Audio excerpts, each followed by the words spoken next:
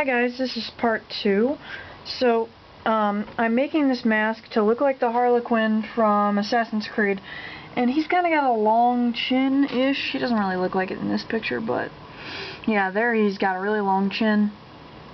Kind of that creepy Joker smile going on. So, what I've done is, well, I don't know if I can take this off now.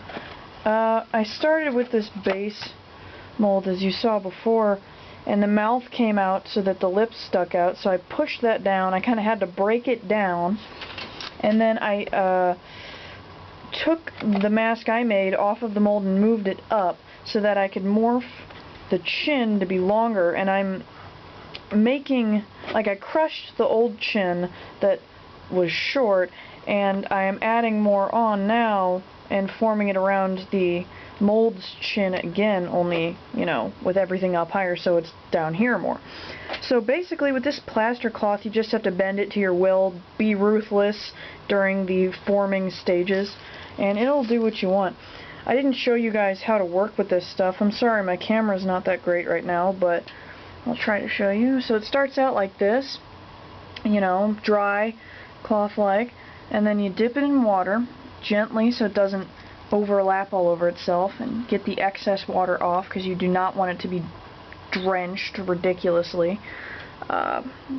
You take it and you put it where you want it to be. I'll say I'm going to put it here, and you basically just rub it so that it gets smoother and the fibers kind of gradient into what you have already established there. You don't want to rip the fibers out. You can grab more water if you need it. For some reason this doesn't want to work very well. But basically you just, you know, do smoothing motions. Make sure none of it is buckling or anything. And if you have too much water, just get a paper towel and dab that off. I had to do that a lot around the nose because I had some pooling going on over here.